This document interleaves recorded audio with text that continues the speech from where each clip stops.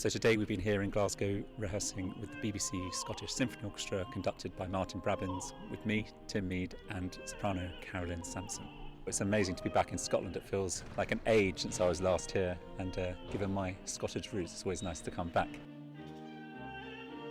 It's my first time with the BBC Scottish Symphony Orchestra, exploring a piece that I've done many times, but I'm not sure maybe this orchestra's performed so many times. And it's always great to get fresh ears and eyes on a piece that you think you know so well.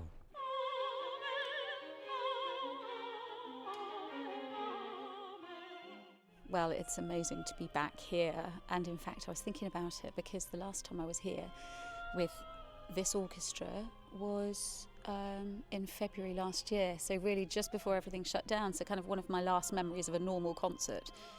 It feels like such a lot's happened in that time, but at the same time it's like no time has passed, and you know, seeing people that I think of as friends and an orchestra that I think I have a really nice relationship with, so it's great. I think it's a lovely programme, and I haven't done Pulcinella before, so that's great to have something new, and Pergolesi, something old, which I've done many times, but not with a modern orchestra.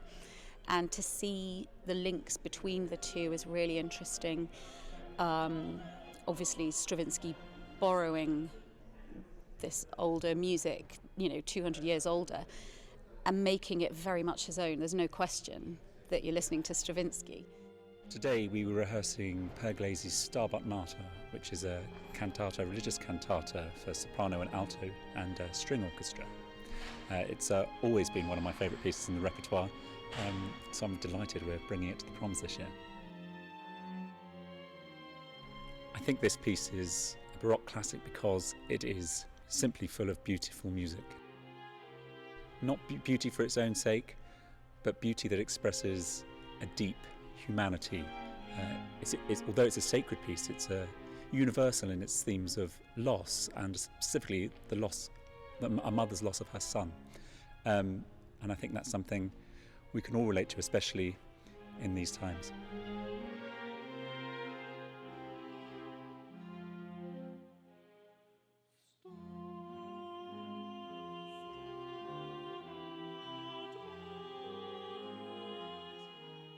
With the Pergolesi, I think these, right from the very beginning, these stretched out harmonies, these suspensions where you've got one note against another, suspensions and resolution. I think people will really enjoy hearing that, particularly in the first movement and the last movement also.